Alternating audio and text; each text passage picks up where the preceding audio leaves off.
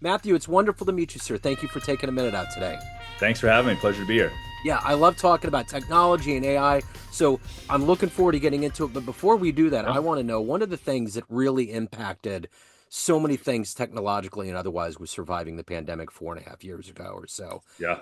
How many waves of going through that time period has become a part of your world today that you're still dealing with? Ooh, yeah, that's a great question. The pandemic was, the whole world shut down, right? It was a wild time. For my business, for Qebot, we actually were hit very hard.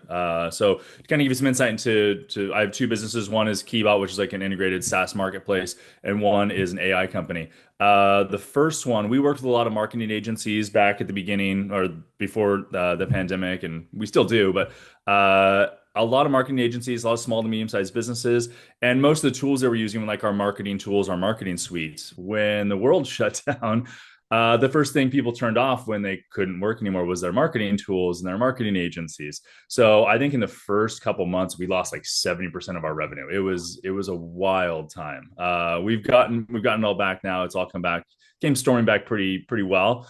But there's been repercussions because of that. One of the reasons that we're building our new AI company is my co-founder and I were like, we need to figure out how to diversify a little bit here, right? So that if something like this happens again, we aren't, just out of luck and sitting on our hands and being like, I don't know what to do at this point. So there's been a lot of, I think for us, for myself, for my companies, there's been a lot of transition that's made for us. And I think just small businesses and medium businesses in general. I just walk around San Francisco, and for the last 2 years, all the favorite restaurants and stores and all those kind of places were shut down. Now, a lot of them are coming back, which is fantastic. I'm starting to see downtown, because I live close down to downtown San Francisco. Downtown is really starting to become vibrant again, and it's starting to pick up. But I mean, the repercussions of what happened for those few years, man, it's been weird. It's been a Yeah. struggle. So let's Yeah. get a good view of what you do with your roles with both companies. I'm going to Sure. put you in front of a bunch of third graders at career day, and one of the kids in the back of the room is curious and is like, "Hey, what do you do for a living?" How do you Yeah. answer them? All right, so let's talk about Platypus OS, which the third graders will probably like the name of that company. Yeah. Platypus OS or Platypus AI. What we do there is we're trying to build an assistive AI that you can basically work on any application. So for third graders, this is going to be your personal assistant. It's going to be like you having what is Tony Stark's assistant, his AI assistant? Oh, I can't Oh, remember right, top of my head right now. Pepper Potts, right? Jarvis. Oh, I'm thinking about something else. Okay, yeah, The actual no, system, yeah. yeah, Jarvis, like his computer system in his head, yeah, right? that's right, that's right. Yes, yes. So that's what we're building. We're building a Jarvis, something that you can talk to and can, run computations for you, that can do tasks for you, that can remind you to do things, that can really work on anywhere you want. If you want to adjust the color of a website, it can do it for you if you're online, right? So that's what we're building with Platypus AI, is just a personal assistant, like a Jarvis, that can sit in your helmet and really kind of do whatever you want, because we built it on the backbone of a browser, so it can connect into any application or tool that's online, basically. It's amazing. Yeah, they would Yeah, totally love that. So, yeah, it's what cool did you stuff. want? Yeah, it is. What did you want to be in the third grade? What was your ultimate dream? Oh, I think third grade, it changed a lot, but I think third grade was definitely astronaut. Astronaut was Okay. definitely the third grade. I had a big solar system poster on the wall, and I get a telescope. I think probably like my third grade or fourth grade birthday, and I was obsessed with space. That's And awesome. yeah, that was definitely where I was in third grade. So, how take me back to where you were born and raised, and what were these seeds of technology and entrepreneurship? How did those kind of merge and evolve into who you are today? Yeah, that's a great question. So, I mean, growing up, I grew up mostly in like Vancouver, Washington area, which is kind of across the river from Portland. So right down there, I did live in kind of the northern part of the state, like Bothell, Bellevue, a little bit of that for a while as well. Growing up, though, my mom was actually a big part of kind of all of us, all like my brother's computer scientist. We're very tech like focused because my mom was always big into it. Like we were the first on the block to have a computer when I was a kid, right? And it was this old HP that could do very basic things. I actually had a Commodore 64 way back in the day, Yeah.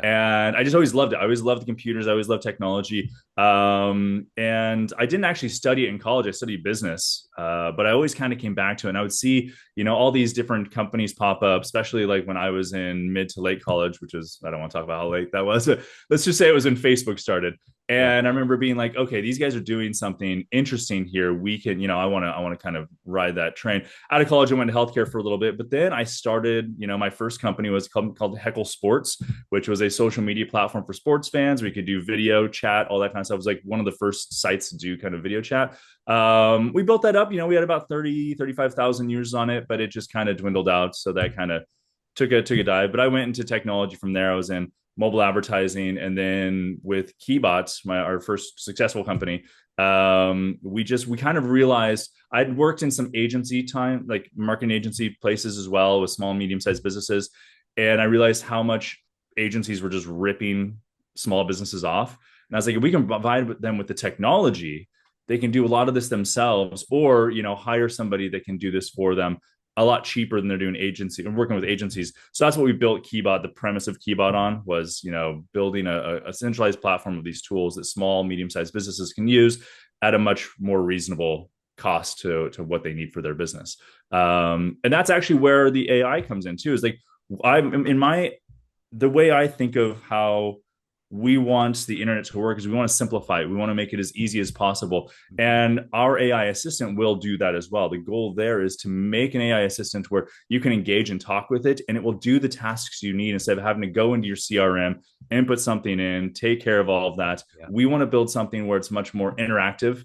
So people will use it more. It's easier to use, and just it's more focused on getting you away from sitting in front of your computer and going in to do the work that your business does. So that's kind of our goals. Yeah. I'm in technology by day. I'm an IT Yeah. technician for a school district.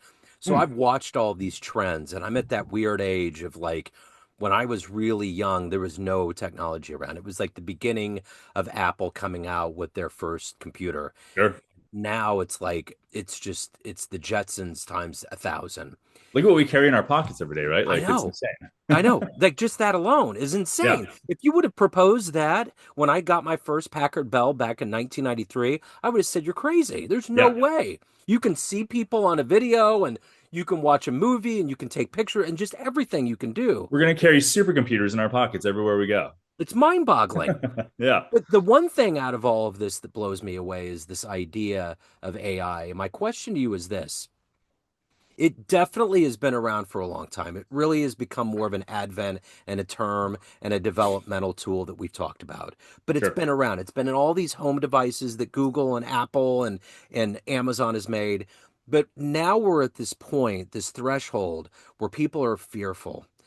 Do you have Sure. any fears about it? Absolutely. I mean, I think you would be wrong to not have some fear, right? I mean, you've got to be real about what this is and what the prospects are.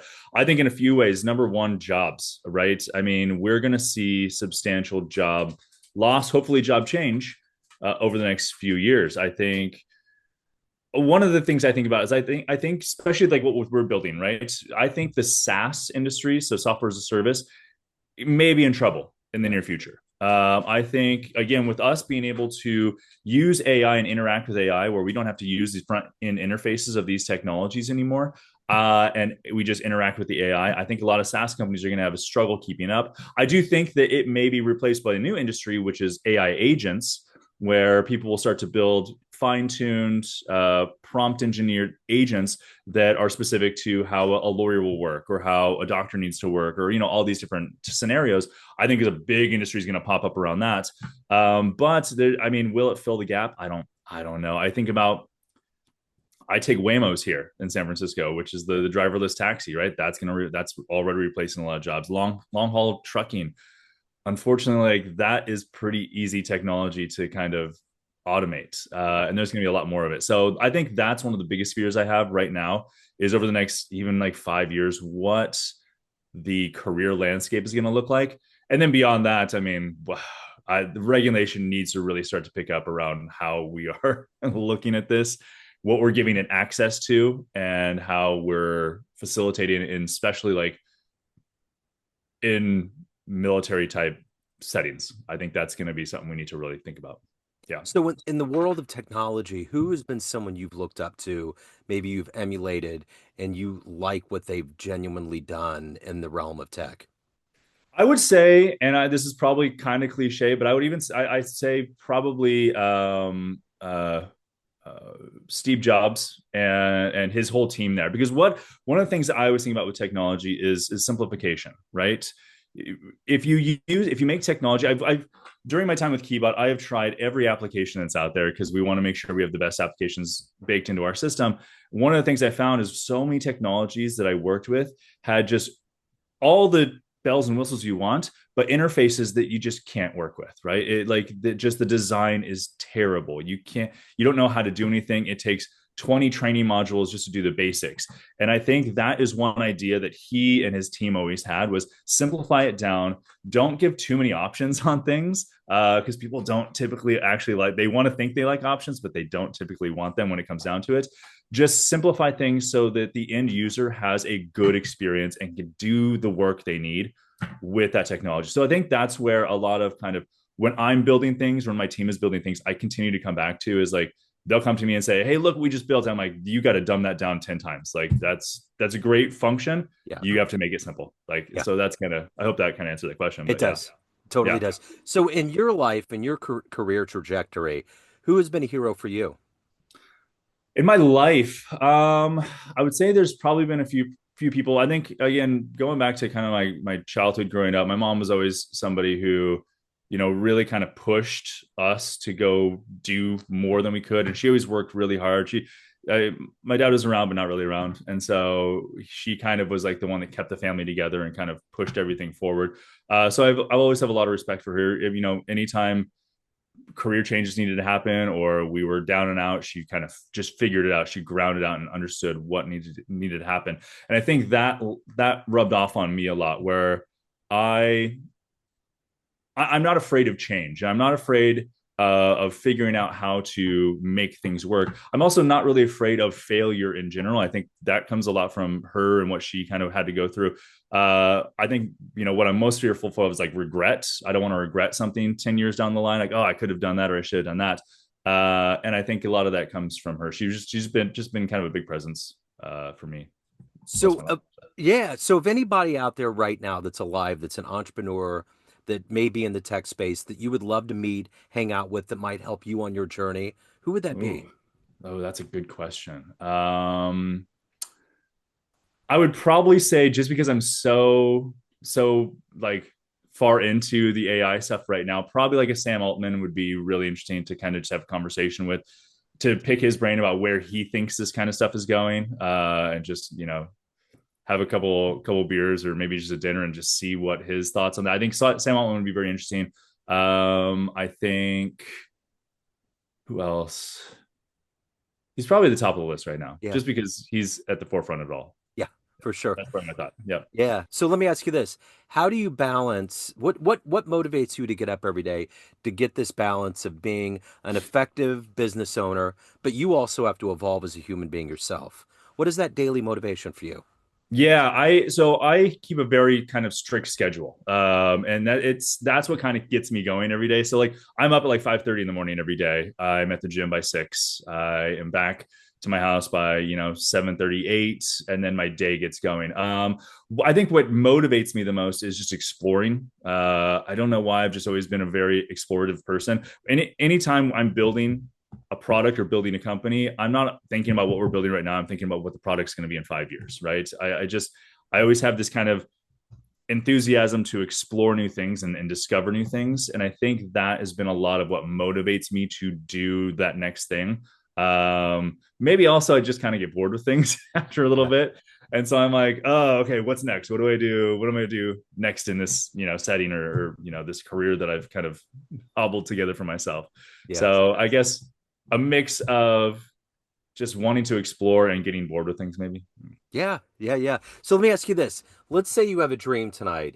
You run into the 14-year-old version of you, and you could show that version of you one tech gadget that's happening right now, just to see the look on your face as to what it is. But it won't create a wrinkle in time. It won't Yeah. create anything weird Back to the Future-ish. but just something that on a visceral level you would love to show yourself as a younger person? I mean, I have to probably say the phones that we have these days, Yeah. it's insanity. Like Yeah.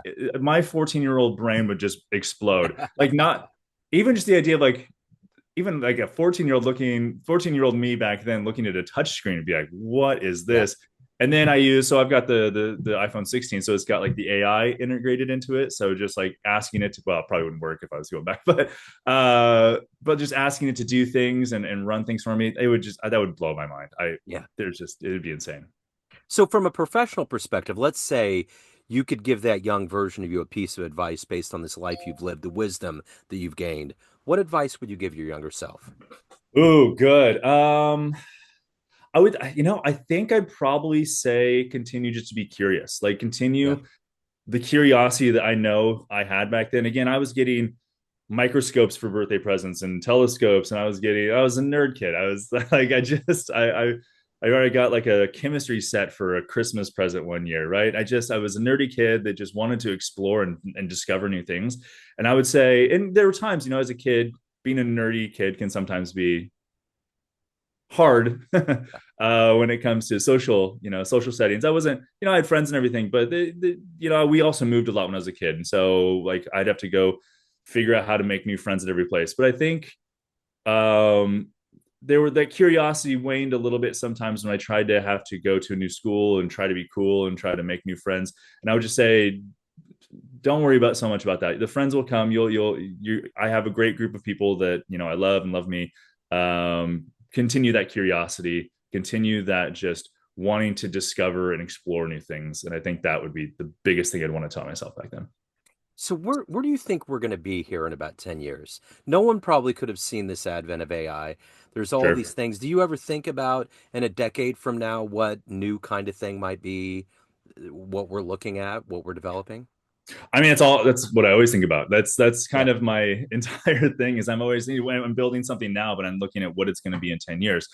I think there's a few scenarios, to be honest. I think in 10 years, AI is going to do a lot, and it's going to take a lot of, I hate to continue to say it like this, but I think it's going to take a lot of jobs. And I think it's going to create a lot of jobs and create a lot of opportunity for people to be more creative and kind of explore their passions a little bit more. Yeah. But passions aren't going to pay everybody's bills, right? And so there's going to be a challenge that we're going to need to reckon with as a country, as a world, on how we kind of re-engineer society so that we aren't going to leave just a whole group of people way behind. Yeah. And I think we're going to have to look at a big societal re-engineering to understand what it's going to take if there aren't the jobs for the people that are out there. What do we do? Do we let them fall through the cracks? I don't think that's the right decision here. Do we look at like minimum payments to people? Do we figure out how to spread the wealth of the people that have $400 billion more equitably about among people that need that money? I don't know what that answer is. I hope there's smarter people than me that are working on it. Yeah.